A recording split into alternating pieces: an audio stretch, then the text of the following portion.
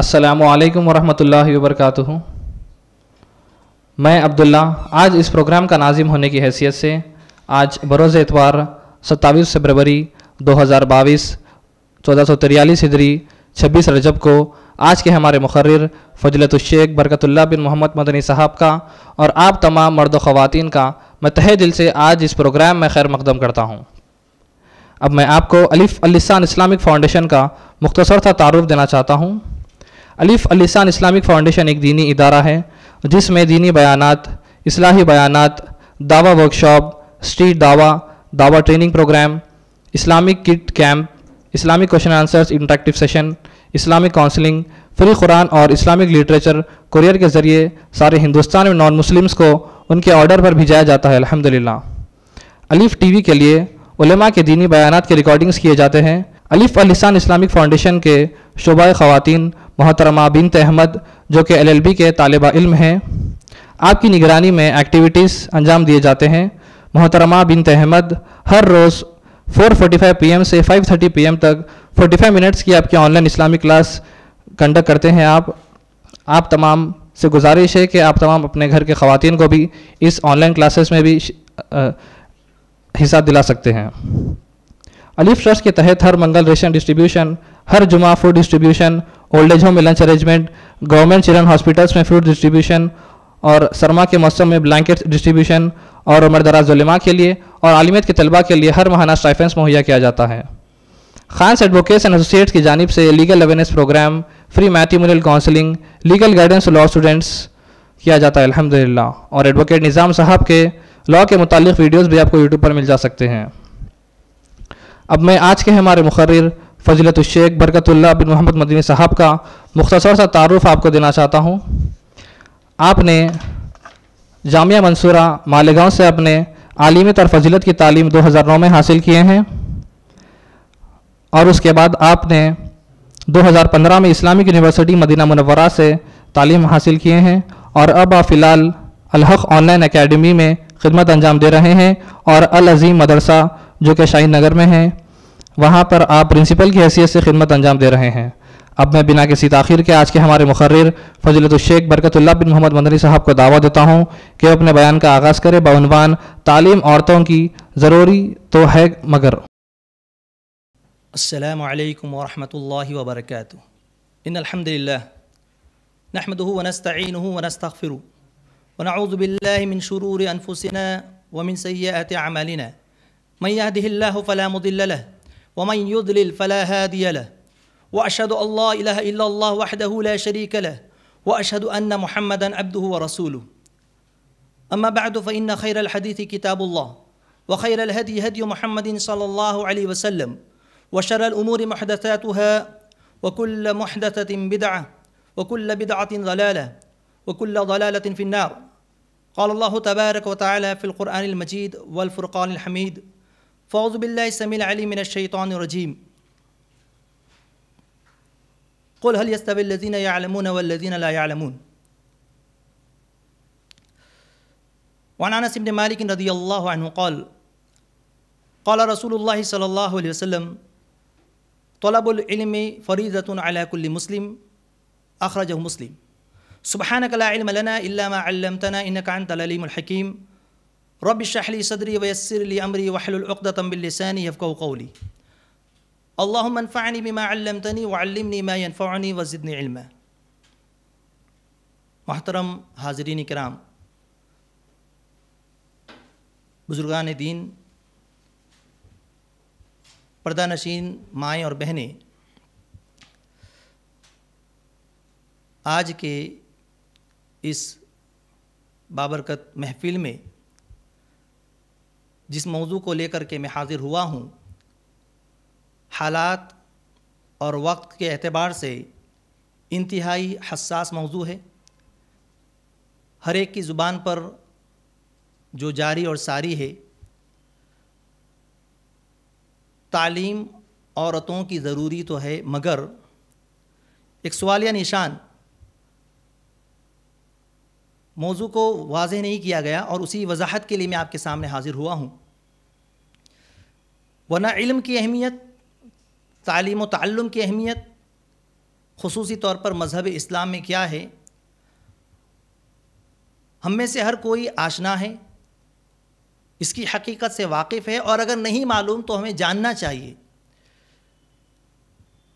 زیادہ کچھ نہ کہتے ہوئے اگر میں صرف اتنا کہوں کہ اللہ تبارک و تعالیٰ نے قرآن کریم میں سب سے پہلا حکم جس چیز کا نازل کیا اس کا تعلق عقائد سے نہیں، معاملات سے نہیں، عبادات سے نہیں، سب سے پہلے اللہ تبارک و تعالیٰ نے جو حکم دیا وہ کیا ہے؟ اقرا بسم ربک الذی خلق خلق الانسان من علق اقرا وربک الاکرم الذی علم بالقلم علم الانسان ما لم يعلم۔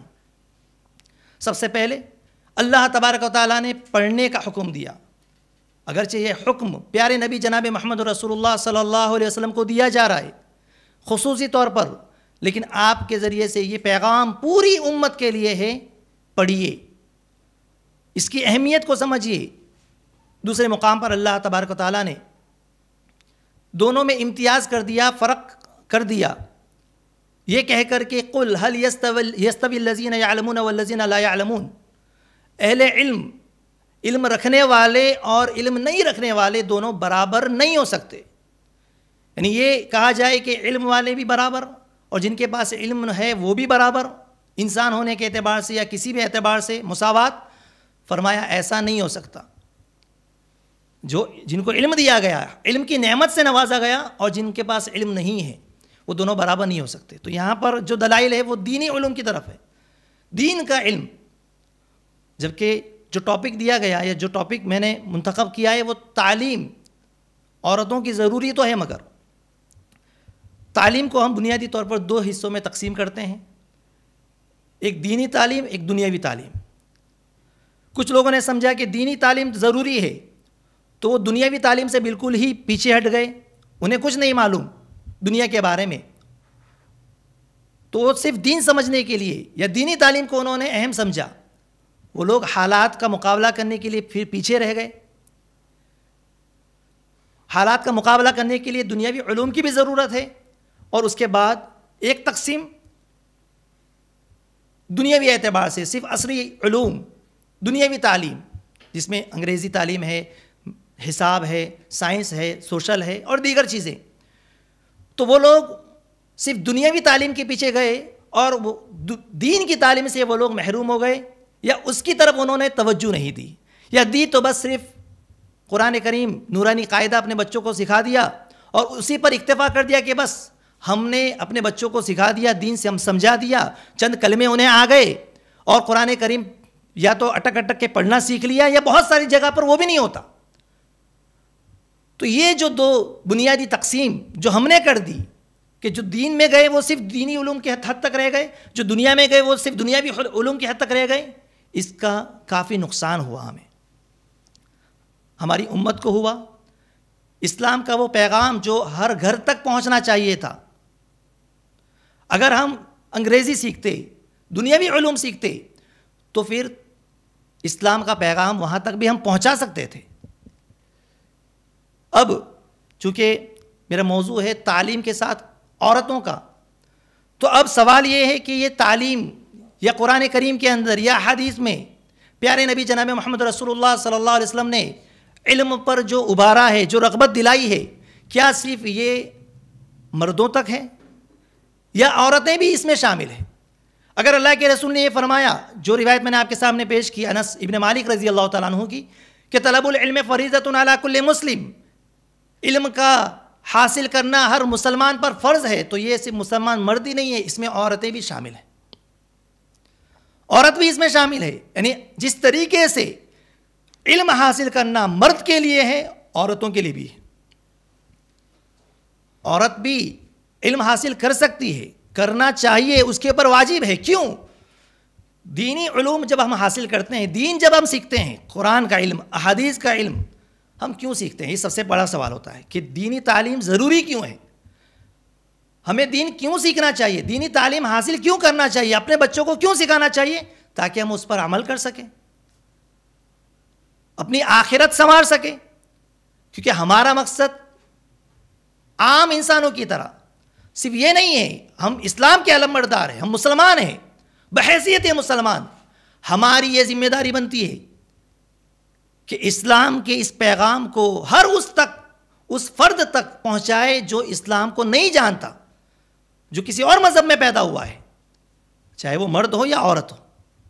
اب مرد ہے اس تک بھی وہ پیغام پہنچنا ہے، عورت ہے عورت تک بھی پہنچنا ہے۔ یہ کام کون کریں گے؟ دعوت کا کام کون کریں گے؟ دین کو ان تک کون پہنچائیں گے؟ ظاہر سی بات ہے جس طریقے سے مردوں نے اسلام کی تبلیغ کی ہے، اس کی ذمہ داری جس طریقے سے مردوں پر ڈالی گئی ہے، عورتیں بھی اس میں شامل ہیں۔ اور یقین مانیے کنتم خیر امت اخرجت للناس تأمرون بالمعروف وتنہون عن المنکر وتؤمنون باللہ، اس فرمان کی روشنی میں کہ تم بہترین امت ہو، اس میں بھی صرف مرد شامل نہیں ہیں، عورتیں بھی ہیں۔ جس طریقے سے اللہ کے رسول نے فرمایا تم میں سے ہر کوئی جب برائی کو دیکھے اس کو اپنے ہاتھ سے روکے، من رأى منکم منکرا فلیغیرہ بیدہ فإن لم یستطع فبلسانہ فإن لم یستطع فبقلبہ وذلک اضعف الایمان، یہ حکم جو دیا گیا کہ برائی کو دیکھے تو اپنے ہاتھ سے روکے، ہاتھ سے طاقت نہیں زبان سے روکے، زبان سے طاقت نہیں دل میں برا جانے، کیا صرف مردوں کے لیے ہے؟ آگے چل کر کے میں یہ سوال بھی کروں کہ جتنے بھی فضائل طلب علم کے لیے احادیث میں جو آئے ہیں، کیا اس کا تعلق صرف مردوں سے ہے؟ کہ اگر لڑکا علم حاصل کرتا ہے تو اس کے لیے سمندر کی مچھلیاں دعا کرتی ہے، فرشتے دعا کرتے ہیں، زمین و آسمان کی تمام مخلوقات دعا کرتی ہے، یہ صرف لڑکوں کے لیے ہیں؟ یا یہ کہ جو کہا گیا کہ جو من سلک طریقہ یلتمس فیہ علما سہل اللہ لہ طریقا الی الجنہ، جو کسی ایسے راستے میں چلتا ہے جس میں وہ علم کو حاصل کرتا ہے، تلاش کرتا ہے، علم طلب کرتا ہے، اس کے لیے جنت کا راستہ آسان کر دیا جاتا ہے۔ تو کیا یہ صرف لڑکوں کے لیے یا لڑکیوں کے لیے بھی ہے؟ اس سے آگے بڑھ کر کے جیسا کہ ہمارے معاشرے کے اندر ہم لڑکیوں کو حفظ قرآن پر نہیں ابھارتے، انہیں زیادہ حافظ بنانے کی طرف توجہ نہیں دیتے، یہ کہتے ہیں کہ ان کو تھوڑی نہ تراویح پڑھانا ہے، ان کو تھوڑی نہ مسجد میں امامت کرنا ہے، ان کو تھوڑی نہ تبلیغ کرنا ہے، خطبہ دینا ہے، فلاں فلاں۔ اور اس لیے ہم عورتوں کو قرآن کی تعلیم سے دور کر دیتے ہیں، ان کی تفسیر سے، سمجھانے سے، سکھانے سے، حفظ کرانے سے۔ جبکہ میرے بھائیوں، میرے دوستوں، صحابیات میں سے کئی صحابیات کی مثالیں موجود ہیں جو یہ کہتے ہیں کہ میں نے اللہ کے رسول صلی اللہ علیہ وسلم کی زبانی سورہ قاف کی سورہ قاف میں نے یاد کی، کس سے؟ اللہ کے رسول صلی اللہ علیہ وسلم کو سن کر کے میں نے یاد کی۔ یہ کوئی صحابی نہیں ہے، صحابی کی اہلیہ ہے، صحابیہ ہیں۔ عائشہ رضی اللہ تعالیٰ عنہ کی مثال، ام سلمہ رضی اللہ تعالیٰ عنہ کی، مختلف صحابیات، اور اس کے بعد تابعیات کی مثال ہمارے سامنے ہے جو دینی علوم حاصل نہ صرف یہ کہ حاصل کرتی ہے بلکہ انہیں لوگوں میں عام کرتی ہے۔ اسی لیے تو عائشہ رضی اللہ تعالیٰ عنہ کا مقام اور مرتبہ مخترین صحابہ میں سے وہ 7 صحابہ کرام جنہوں نے سب سے زیادہ حدیثوں کو روایت کیا، اس میں سے عائشہ رضی اللہ تعالیٰ عنہ بھی۔ تو میرا یہ سوال ہے کہ جو حدیث میں حافظ قرآن کی جو فضیلت بیان کی جاتی ہے، ہم سنتے رہتے ہیں، جس میں حافظ قرآن سے یہ کہا جاتا ہے جنت میں کہ جنت کے درجات کو طے کرتے جاؤ، اقرا ورتقِ ورتل کما کنت ترتل فی الدنیا، پڑھتے جاؤ اور جنت کے درجات کو چڑھتے جاؤ۔ تو یہ حافظ قرآن سے جو یہ کہا جائے گا کہ صرف لڑکے سے کہا جائے گا، یا اگر کوئی لڑکی بھی حافظہ ہے تو اس کو بھی یہ مقام اور مرتبہ ملے گا، اس کے لیے بھی یہ ہے۔ تو دینی تعلیم عورتوں کے لیے بھی ہے۔ اب سوال یہ ہے کہ دنیاوی تعلیم، وہ عورتیں جو دینی تعلیم حاصل نہیں کر رہی ہے، صرف دنیاوی تعلیم حاصل کر رہی ہے، ان کا مقصد کیا ہے؟ یا والدین کا مقصد کیا ہے؟ دنیا کی چکا چوند چاندنی کو دیکھ کر کے ہم اپنے بچوں کے لیے ان کا فیوچر، یہ جو ذہن مغربی طرف سے کہ ہمیں اپنے بچوں کا فیوچر بنانا ہے، اس فیوچر کو بنانے کے چکر میں، ان کے اس مستقبل، حسین مستقبل کے چکر میں، حقیقی مستقبل مسلمان کا کیا ہونا چاہیے؟ آخرت، مرنے کے بعد کی زندگی، مرنے کے بعد کی جو زندگی ہے اس میں کامیابی اور ناکامی حقیقی طور پر اس کا دار و مدار ہے۔ لیکن ہم اگر اس لائن میں جاتا ہے تو اس کو کیا ملنے والا ہے؟ اس کے مقابلے میں اگر یہ دنیاوی لائن میں جاتا ہے, کچھ انجینئر بنتا ہے, ڈاکٹر بنتا ہے, تو پھر اس کے لیے دروازے کھلے ہوئے ہیں, کبھی پریشانی نہیں ہوگی, لاکھوں روپے اس کی سیلری ہوگی. اور اگر لڑکی بھی تعلیم یافتہ ہے تو پھر اس کو بھی ایک بڑا عہدہ مل سکتا ہے, اور اسی عہدے کی لالچ میں, زر اور مال و دولت کی لالچ میں ہم اپنے بچوں کو کالج میں, یونیورسٹی میں ایڈمیشن کراتے ہیں. وہاں کی جو شرائط ہے اس کو قبول کر لیتے ہیں, اگرچہ وہ ہماری شریعت کے خلاف ہو, قرآن کے خلاف ہو, احادیث کے خلاف ہو.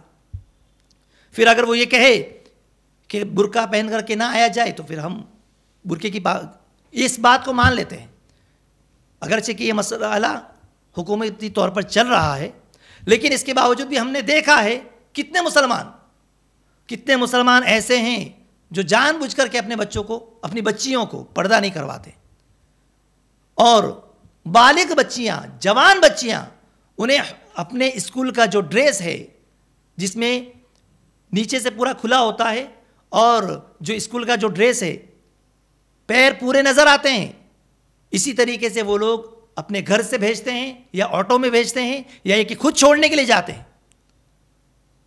تو میرے بھائیو, تعلیم عورتوں کی ضروری تو ہے, مگر خاتون خانہ ہو, صبا کی پری نہ ہو. اس کے چند حدود ہے, قیود ہے, شرائط ہے. اس تعلیم کا کیا فائدہ کہ جس کی وجہ سے ہمیں اپنی اسلامی تہذیب و تمدن کا گلا گھونٹنا پڑے. اس تعلیم کا کیا فائدہ جس کو اختیار کر کے یا جس کو حاصل کر کے ہم اپنے بچوں کی دینی تربیت نہ کر سکے, دین نہ سکھا سکے. مغربی تہذیب کے ان حسین نعروں کے چکر میں ہم اپنے بچوں کو اسی کے پیچھے لگا دیں. اب میرے بھائیوں, میرے دوستوں, دنیا کے اندر جتنے بھی مذاہب ہیں, تمام مذاہب میں سب سے حق, سب سے سچا مذہب کون سا ہے؟ اسلام ہے. اسلام ہے. تو اسلام کے علاوہ جتنے بھی مذاہب ہیں وہ سب کے سب اسلام کے دشمن ہیں. اگرچہ وہ زبان سے نہ بھی کہتے ہو, لیکن بباطن وہ اسلام سے دشمنی رکھتے ہیں. سب سے زیادہ اسلام سے دشمنی رکھنے والے مشرک اور یہودی. لَتَجِدَنَّ أَشَدَّ النَّاسِ عَدَاوَةً لِلَّذِينَ آمَنُوا الْيَهُودَ وَالَّذِينَ أَشْرَكُوا. اللہ رب العزت نے واضح طور پہ فرما دیا کہ یہ یہود اور ہنود, یہودی اور یہ ہندو یا مشرک یا یہ کہ بتوں کی پوجا کرنے والے, یہ مسلمانوں کو کبھی بھی یہ برداشت نہیں کر سکتے کہ وہ اسلامی تہذیب پر عمل کرتے رہیں, ٹوپی لگائیں, داڑھی رکھیں اور دیگر مسجد کی طرف جائیں, نمازوں کی پابندی کریں, اذان کی آواز برداشت نہیں کر سکتے. اسی طریقے سے وہ پردے کو بھی برداشت نہیں کر سکتے. پردہ جبکہ عورت کا اختیار ہے.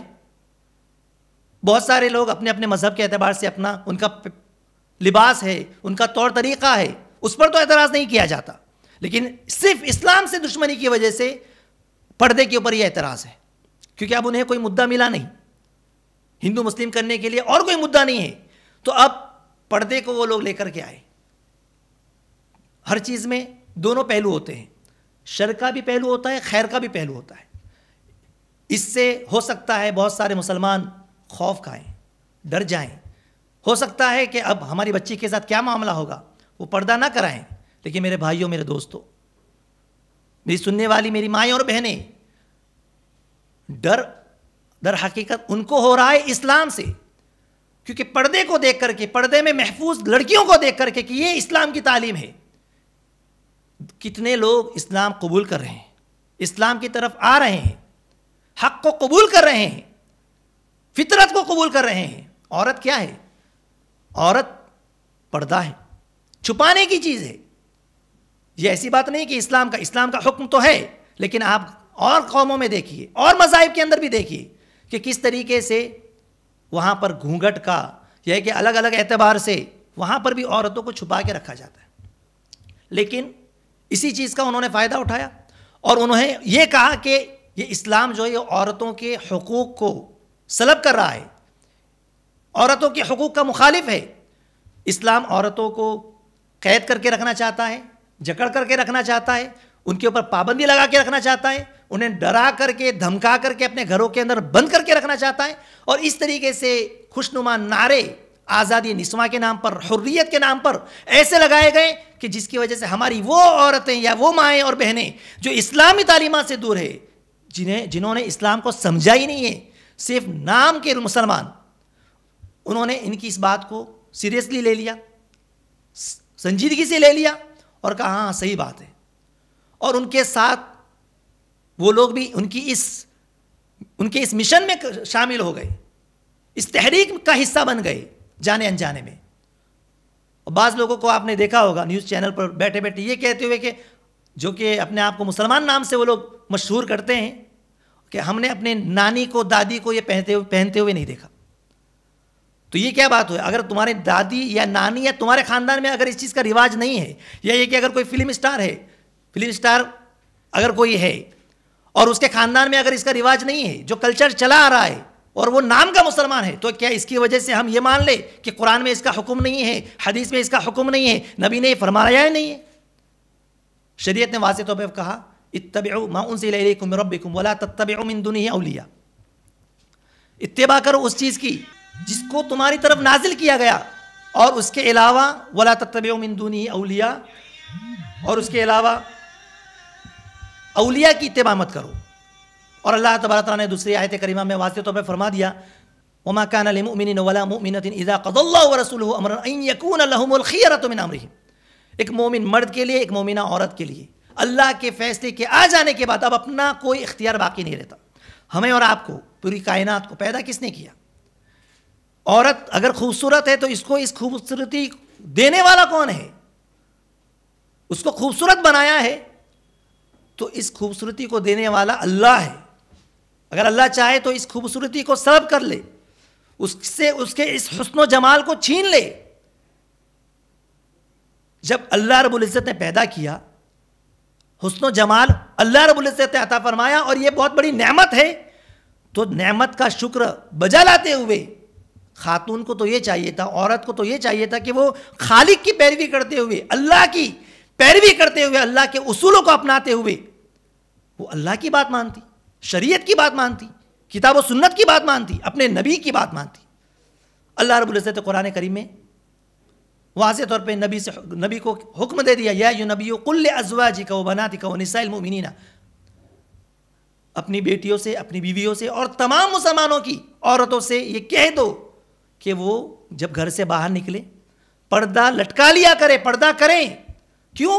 اس کی وضاحت آیت کریمہ میں سبحان اللہ کتنی پیاری وضاحت کر دی، ذالک ادنی ان یعرفن فلا یؤذین، تاکہ وہ پہچان لی جائے اور انہیں ایذا نہ دیا جائے، تکلیف نہ پہنچائی جائے۔ معلوم یہ ہوا کہ اگر عورت پردہ کرتی ہے تو پردہ کرنے کی وجہ سے عورت جو ہے ایذا اور تکلیف سے بچ جاتی ہے،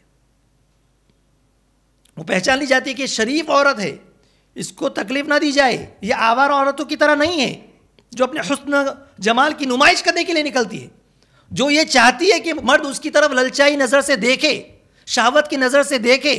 یہ وہ عورتیں ہیں جن کے بارے میں اللہ کے نبی صلی اللہ علیہ وسلم نے فرمایا قیامت کے دن قریب ایسی عورتوں کا ظہور ہوگا، نساؤن، ایسی عورتیں کاسیاتن ممیلاتن مائلات، نساؤن عاریاتن کاسیاتن عاریاتن ممیلاتن مائلات رؤوسہن کاسنمۃ البخت المائلہ، ایسی عورتیں جو لباس پہننے کے باوجود بھی ننگی ہوگی، خود مائل ہوگی اور مردوں کو اپنی طرف مائل کرے گی۔ فرمایا کہ ایسی عورتیں جنت میں جانا تو بڑی بات، جنت کی خوشبو بھی نہیں پائے گی۔ عورت کو منع کر دیا گیا، روک دیا گیا کہ وہ خوشبو کا استعمال کر کے گھر سے باہر نکلے۔ عورت جب گھر سے نکلتی ہے، اللہ کے نبی نے فرمایا کہ المرأۃ عورہ اذا خرجت من بیتہا استشرفہا الشیطان، عورت پردہ ہے، عورت اگر وہ گھر سے نکلتی ہے تو شیطان اس کے پیچھے لگ جاتا ہے۔ اب شیطان جب عورت جاتی ہے، چلتی ہے، تو لوگوں کے ذہن و دماغ میں وسوسے ڈالتا ہے، اس کی طرف وہ غلط نظر، غلط نیت سے دیکھتے ہیں۔ تو اس لیے عورت کی حفاظت کے لیے پردے کا حکم نازل کیا گیا۔ پردہ عورت کا محافظ ہے، اسلامی تعلیمات عورت کی محافظ ہے، حفاظت کرنے والی ہے۔ لیکن مغربی تہذیب جو کہ عورت کو صرف ایک استعمال کی چیز سمجھتی ہے، وہ یہ چاہتی ہے کہ وہ عورت کا استعمال کرے۔ اس لیے آپ دیکھیے کہ کس طریقے سے مغربی تہذیب نے عورتوں کے ساتھ کیا سلوک کیا، ان کے پاس عورت کی کیا حیثیت ہے، کیا وقت ہے۔ اسلام نے عورت کو اس کا جو مقام دیا، چاہے وہ بیٹی کی شکل میں ہو، چاہے وہ بیوی کی شکل میں ہو، چاہے وہ ماں کی صورت میں ہو، بہن کی صورت میں ہو، یہاں تک کہ اللہ کے رسول صلی اللہ علیہ وسلم نے پھوپھی، خالہ، ان تمام رشتوں کی بھی قدر کی، اور یہ حکم دیا کہ یہ جو خالہ ہے، الخالۃ بمنزلۃ الام، خالہ ماں کے مرتبے میں ہے، اور جو ماں ہے اس کا مقام اور مرتبہ. ہم یہ رونا روتے ہیں کبھی کبھی، یا بہت سارے لوگ جو اعتراض کرتے ہیں اسلام پر کہ اسلام میں مرد اور عورت کو برابر کے حقوق نہیں دیے گئے، اور عورتیں جو باہر آتی ہیں وہ اپنے حقوق کے لڑنے کے لیے آتی ہیں، پھر غیر جو قوم ہے وہ بھی انہیں دلاسا دلاتے کہ ہم جو کر رہے ہیں وہ تمہارے حقوق کے لیے کر رہے ہیں. مردوں نے تمہارے پر جو ظلم کیا ہے، زبردستی گھروں کے اندر بٹھا کے رکھا ہے، ہم چاہتے ہیں کہ جس طریقے سے مرد ترقی کرتے ہیں تم بھی ترقی کرو، تم بھی آگے بڑھو. اور آگے بڑھانے کے لیے اب انہیں اپنے کالجوں کے اندر مخلوط تعلیم کے نام پر بچپن سے یہ ذہن بنایا جاتا ہے کہ بھئی کیا پریشانی ہے، تمہاری نیت، مسلمانوں کی نیتوں میں خطرہ ہے، وہ اپنی بچیوں کے معاملے میں ڈرتے ہیں، ہر ایک کو شک کی نگاہ سے دیکھتے ہیں، اور اس لیے جو ہے وہ پردہ کراتے ہیں. اور اس طریقے سے مخلوط تعلیم کا نظام جو عام کیا گیا میرے بھائیوں، میرے دوستوں، یہ انتہائی خطرناک، جس کی وجہ سے لڑکا اور لڑکی ایک ساتھ بیٹھ کر کے جو مل کر کے پڑھتے ہیں، اور پڑھنے کی وجہ سے اب آپس میں ہنسی مذاق، اور اس کے بعد محبت کے نام پر، عشق کے نام پر فرار ہونے کے جو واقعات پیش آتے ہیں، وہ یہیں سے تو اس کی شروعات ہوتی ہے. اور ایسے ماحول میں جبکہ اب لڑکی جب یہ سمجھتی ہے کہ نہیں مجھے ڈاکٹر بننا ہے، کچھ بڑا بننا ہے، اسلام تو اس سے نہیں روکتا خدمت کرنے کے سلسلے میں، تو اب اگر وہ اس طرح کے زبردستی والے ماحول کے اندر جا کر کے علم حاصل کرنا چاہتی ہے، اور اپنے بچاؤ کے لیے اگر وہ پردے کا استعمال کرتی ہے، پردہ پہنتی ہے، پردہ کرتی ہے، برقع پہنتی ہے، تو اس پر لوگ اعتراض کرتے ہیں. یہ اعتراض در حقیقت سے اس بنیاد پر ہے کہ یہ مسلمانوں کی علامت ہے. بہت سارے لوگوں نے تو کہہ بھی دیا کہ اس سے اسلام کی تبلیغ ہوتی ہے، نشر و اشاعت ہوتی ہے، اس کے اخلاق سے دوسری جو لڑکیاں ہیں وہ متاثر ہوتی ہے، اسلام کی طرف آ رہی ہے، جس کی وجہ سے یہ پابندیاں لگائی جا رہی ہیں. تو میرے بھائیوں، میرے دوستوں، ہمیں چاہیے کہ ہم اسلام کے احکامات پر عمل کریں، دینی تعلیم اس کو ہم اصل دیں، اہمیت دیں. آج عقائد کے معاملے میں ہو، عبادات کے معاملے میں ہو، یا یہ کہ دیگر معاملات کے اندر جو خواتین کے اندر جو کمی یا جو نقص رہ گیا ہے، وہ دینی تعلیم میں کمی کی وجہ سے. آج خواتین کے یا مسلمان ہماری بہنوں کے معاملات آپ دیکھ لیجئے، ان کے عقائد دیکھ لیجئے. قبر پرستی عام ہے، درگاہوں پر، مزاروں پر چادریں چڑھانا، منتیں مانگنا، اولاد نہیں ہوئی تو ادھر ادھر، یہ جو تمام شرکیہ بدعات اور خرافات میں مبتلا ہونا، یہ سب کے سب تعلیم، دینی تعلیم میں کمی کی وجہ سے. اسی طریقے سے نماز، روزے، ان کے جو اہم مسائل ہیں، بہت ساری خواتین ان کو دعائیں یاد نہیں ہیں، آسان دعائیں، کھانا کھانے سے پہلے کیا کہنا ہے، کھانا کھانے کے بعد کیا کہنا ہے، سونے سے پہلے کیا کہنا ہے. جب ہمیں خود نہیں معلوم تو ہم اپنے بچوں کی تربیت کیسے کریں گے؟ تو اس لیے عورتوں کے لیے جو بنیادی اور ضروری تعلیم ہے وہ یہ کہ وہ دینی تعلیم حاصل کرے. سب سے پہلے دین کی اہم معلومات کو حاصل کرے، سیکھیں، اور اس کے بعد اپنے بچوں کی صحیح تربیت کرے. اسی لیے تو کہا جاتا ہے کہ اگر مرد اگر علم حاصل کرتا ہے یا مرد تعلیم یافتہ ہوتا ہے تو ایک فرد تعلیم یافتہ ہوتا ہے، اور اگر عورت تعلیم یافتہ ہو جائے تو پورا کا پورا سماج، پورا کا پورا معاشرہ تعلیم یافتہ ہوتا ہے. اس کی وجہ کیا ہے کہ بچے یا آنے والی نسلیں جو پلتی ہے وہ کس کی گود میں پلتی ہے؟ ماؤں کی گود میں پلتی ہے.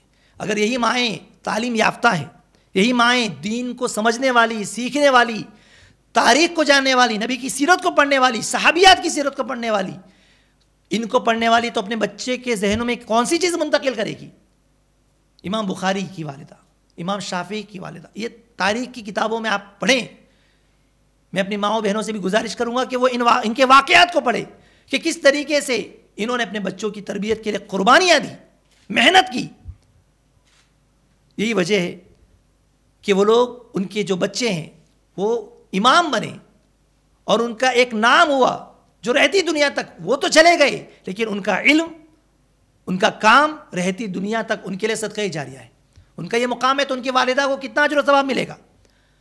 آج امام بخاری، امام مسلم، امام شافعی، امام مالک جیسے، یا اسی طریقے سے ہمارے ماضی قریب کے اندر جو عظیم ہستیاں گزری ہے بڑی بڑی، اس میں بھی ان کی والدہ کا کردار رہا ہے، ماؤں کا کردار رہا ہے. کیونکہ ماں دینی جذبہ رکھنے والی، علم کو سیکھنے والی تھی. عائشہ صدیقہ رضی اللہ تعالی عنہ کا ایک قول جو امام بخاری نے ذکر کیا ہے، عائشہ رضی اللہ تعالی عنہ فرماتی ہیں کہ نعم النساء نساء الانصار، انصار کی عورتیں کتنی ہی اچھی اور بھلی عورتیں ہیں، ان کا تو کیا کہنا. کیوں؟ کیونکہ حیا اور شرم انہیں علم حاصل کرنے سے مانے نہیں ہیں، روکتے نہیں ہیں.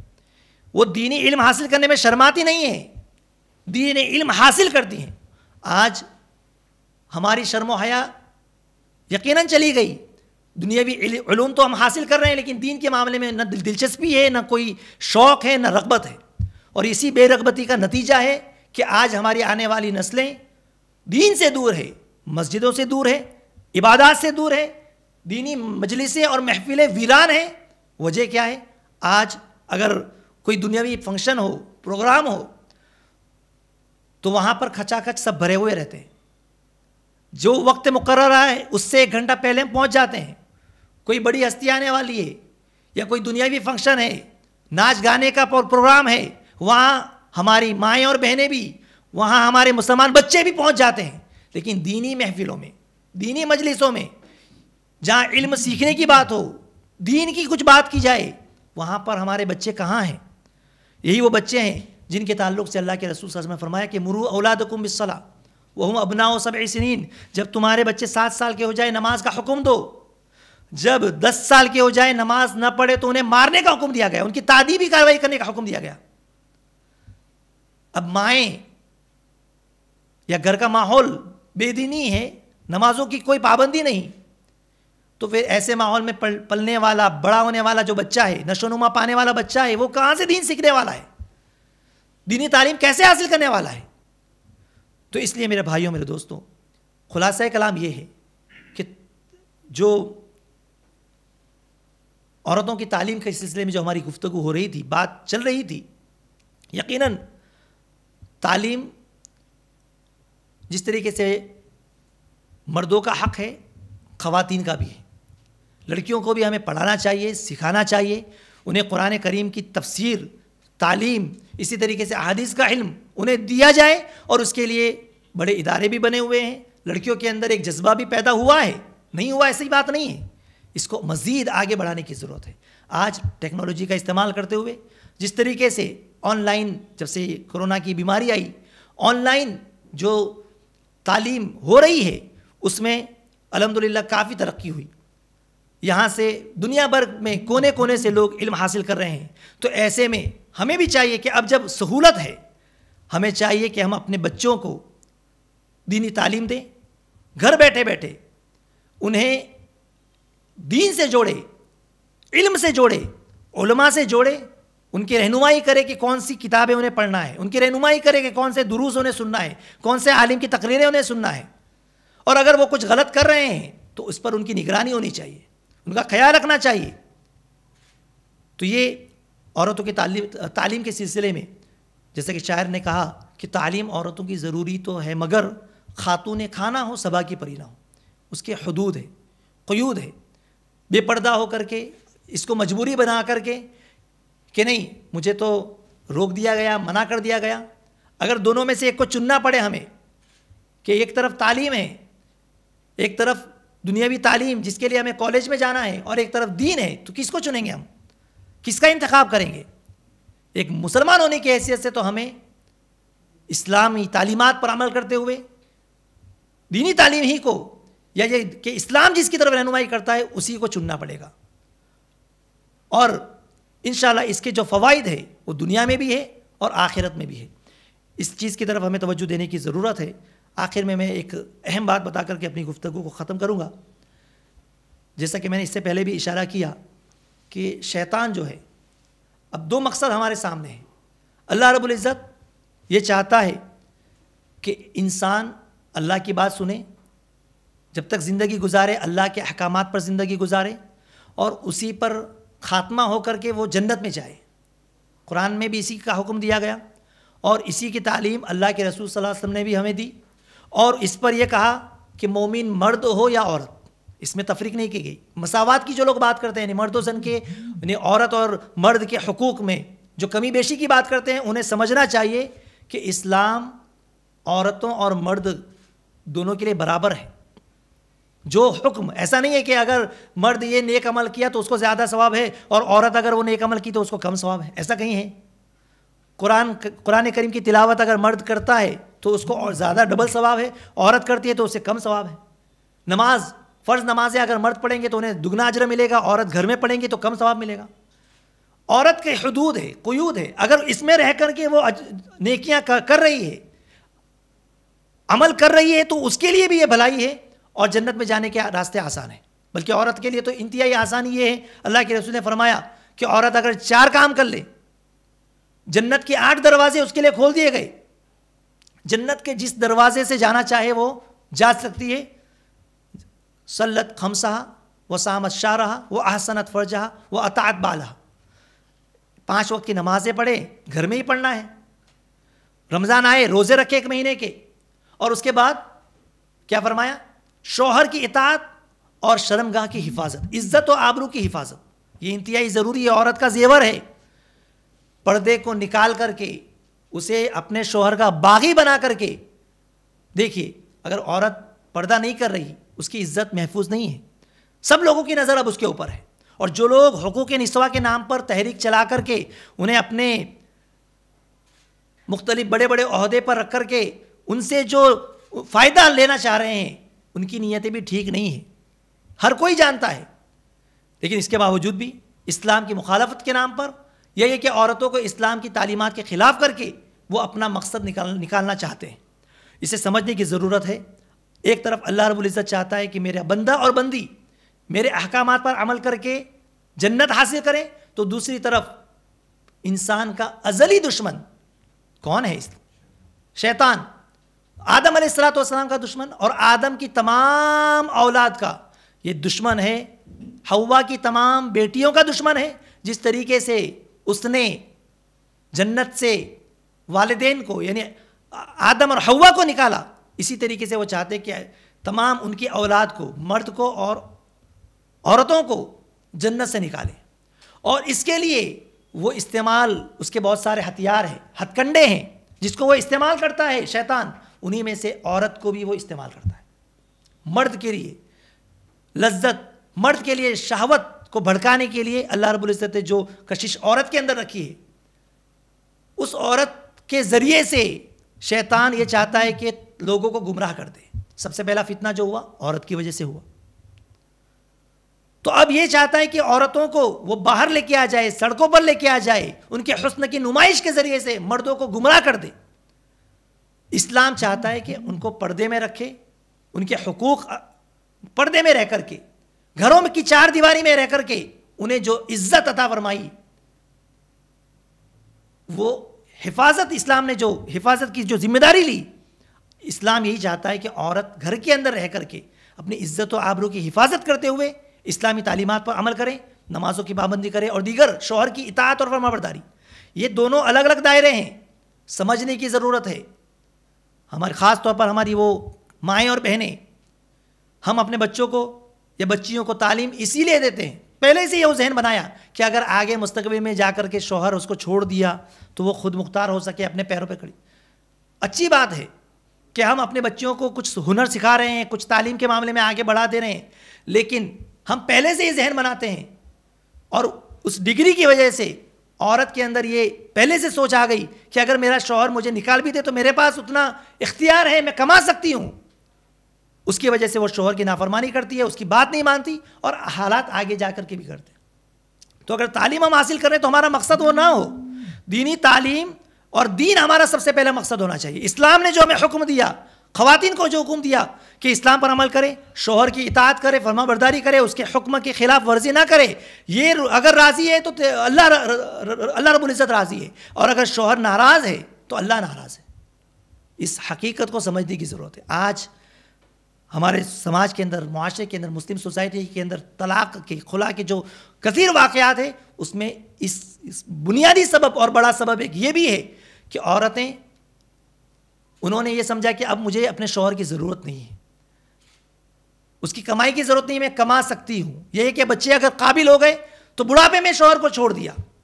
اسلام اسی کی تعلیم دیتا ہے. تو تعلیم عورتوں کی ضروری ہے، لیکن خاتون خانہ ہو، صبا کی پری نہ ہو. مقصد پولیٹکس میں آنا نہ ہو، مقصد اس کا عوام کے اندر آ کر کے حکمرانی کرنا نہ ہو. وہ حکمراں ہیں، وہ نگراں ہیں، لیکن اس کا دائرہ محدود ہے. المرأۃ راعیۃ کلکم راعٍ وکلکم مسئول عن رعیتہ. تم میں سے ہر کوئی ذمہ دار ہے، اور اس کو اس کی ذمہ داری کے بارے میں، اس کے دائرے کے بارے میں پوچھا جائے گا. مرد حاکم ہے. اللہ رب العزت نے مرد کو قوام بنایا ہے. الرجال قوامون علی النساء. مرد عورت پر حاکم ہے. عورت کی نہیں چلے گی، مرد کی چلے گی. اس کے پاس طاقت ہے، قوت ہے، صلاحیت ہے. اس کے اعتبار سے یہ اور بات ہے کہ وہ مشورہ لے سکتا ہے. اللہ کے رسول نے اپنی ازواج مطہرات سے مشورہ لیا. لیکن عورت چاہیں کہ پورے طور پر وہ شوہر پر قابض ہو جائیں اور وہ صرف اپنی مرضی کے حساب سے چلے، ایسا نہیں ہو سکتا. اور وہ جو مرد جو خرچ ان کے اوپر کرتا ہے، وہ بما انفقوا، تو کمانے کا کام، باہر نکل کر کے محنت مشقت کرنے کا کام، یہ کس کا ہے؟ مرد کا ہے. عورت کا کام والمرأۃ راعیۃ علی بیت زوجہا وولدہ. شوہر کے گھر، اس کے بچوں کی نگرانی عورت کی ذمہ ہے. اس کو اس کے بارے میں پوچھا جائے گا کہ اس نے گھر کے اندر اس کے بچوں کی صحیح تربیت کی کہ نہیں کی. جب شوہر باہر تھا، کمانے کے لیے محنت مشقت کر رہا تھا، تو تم نے اس شوہر کے گھر کو سنبھالا کہ نہیں سنبھالا، اس کے بارے میں عورت سے باز پرس ہوگی. لیکن ذرا سوچئے کہ ایسے ماحول میں جب مرد بھی کمانے کے لیے نکل گیا، عورت بھی کمانے کے لیے نکل گئی، دونوں تھک ہار کر کے آ گئے، سو گئے، پھر صبح اٹھے، پھر ڈیوٹی پہ، دونوں بچوں کی تربیت کون کرے گا؟ فطرت میں جو ماں کے لیے جو شفقت، محبت، یہ فطرت میں رکھی ہوئی چیز ہے. بچہ تقاضا کرتا ہے، بچہ چاہتا ہے کہ اس کی ماں اس کو وقت دے، اس کی تربیت کرے. اس فطرت کے خلاف ہم لوگ کام کر رہے ہیں. خادموں کے اوپر یا دیگر کام کرنے والوں کے اوپر ہم نے چھوڑ دیا کہ وہ بچوں کو دیکھ لیں گے، ان کی حفاظت تو کر لیں گے، لیکن تربیت کی جو ذمہ داری والدین کے اوپر ہے وہ کون کرے گا؟ تو اس لیے تعلیم کو پیشے کے طور پر، جو آج کلچر نے یا ہم نے جو مغرب تہذیب سے سیکھ کر کے جو ہم نے اختیار کیا ہے، ایسا نہ کیا جائے. ہم اپنے بچوں کی طرف پوری توجہ دیں. اور چاہیے، دونوں کو چاہیے، مرد کو بھی چاہیے. اب آخری جو اعتراض ہے میں اس کو بتا کر کے اپنی گفتگو ختم کروں گا کہ جو کہا جاتا ہے کہ مرد عورت برابر، مرد عورت برابر، برابر کہاں ہے؟ اس چیز کو تو وہ لوگ بھی، اس حقیقت کو وہ لوگ خود مانتے ہیں کہ عورت اور مرد برابر نہیں ہو سکتے. عمل کے اعتبار سے میں نے بتایا، شریعت نے ایسا نہیں کیا کہ مرد کو جو ہے زیادہ اجر و ثواب، عورت کو کم اجر و ثواب. صحابیات کے اندر، خواتین کے اندر وہ جذبہ علم حاصل کرنے کا، تعلیم کا اتنا تھا کہ وہ اللہ کے رسول کے پاس آئی اور شکایت کی. اللہ کے رسول، مرد آپ کے ساتھ زیادہ رہتے ہیں، حدیث کا علم حاصل کرتے رہتے ہیں، ہم کیسے علم حاصل کریں؟ ہمارے لیے بھی کوئی دین مقرر کریں، کوئی وقت مقرر کریں. یہ جذبہ کس کے اندر تھا؟ صحابیات کے اندر، علم کے حاصل کرنے کا، سیکھنے کا. اللہ کے رسول صلی اللہ علیہ وسلم نے جو زیادہ شادیاں کی، تعدد ازواج کے بہت سارے اسباب میں سے ایک بنیادی سبب یہ بھی تھا کہ اللہ کے رسول صلی اللہ علیہ وسلم سے صحابیات سیکھے، ازواج مطہرات علم حاصل کریں اور اس سے دیگر خواتین کے اندر وہ علم پھیلے. تو میرے بھائیوں، میرے دوستوں، میری مائیں اور بہنیں، جو مقصد تھا مرد اور عورت کی یکسانیت کا، مساوات کا، جو لوگ کہتے ہیں وہ لوگ خود بھی اس حقیقت کو سمجھتے ہیں کہ مرد اور عورت برابر نہیں ہو سکتے. اسی وجہ سے تو آپ دیکھیے کہ ٹرین کے اندر جو سیٹیں ہوتی ہیں، جو ڈبہ ہوتا ہے، ایک مخصوص ڈبہ عورتوں کا ہوتا ہے کہ یہ صرف لیڈیز کے لیے ہے. اگر کوئی مرد اس میں چلے گیا تو اس کے اوپر فائن لگائی جاتی ہے. تو آپ تو کہتے ہیں کہ مرد عورت برابر ہے، تو پھر اس کے لیے الگ سے ڈبہ کیوں؟ بس کے اندر چڑھیں گے تو اس میں خاص لیڈیز کے لیے الگ سے سیٹ ہوتی ہے. سب برابر ہے تو ان کے لیے، وہ بھی مانتے ہیں کہ مرد عورت برابر نہیں ہو سکتے. عورت کے اوپر دیگر ذمہ داریاں ہیں. عورت حاملہ ہوتی ہے, بچوں کی تربیت کا معاملہ اور دیگر بہت ساری ذمہ داریاں جو اس کی وجہ سے وہ کمزور ہے, اس کو گھر میں رہنا ہے. مرد طاقتور ہے, مشقت محنت کر سکتا ہے. تو یہ تمام جو میں نے آپ کے سامنے ذکر کیے, ان اسباب کی وجہ سے وہ لوگ بھی مانتے ہیں جو مخالفین ہیں, جو آج آزادی نسواں کے نام پر یہ سب دلیلیں جو دیتے ہیں کہ عورت مرد کے برابر نہیں ہو سکتی, اور مرد عورت کے برابر ہے تو ان کا لباس الگ الگ ہے, مرد کا لباس الگ ہے, عورت کا لباس الگ ہے. چلیے ٹھیک ہے, بہت ساری جگہ پر مرد جو ہے, عورتیں لڑکوں کا لباس پہن لیتی ہے, لیکن کبھی کسی مرد کو دیکھا آپ نے عورت کا لباس پہنتے ہو؟ اگر دونوں برابر ہے تو پھر ان کا لباس پہنا جائے, کیوں نہیں پہنتے؟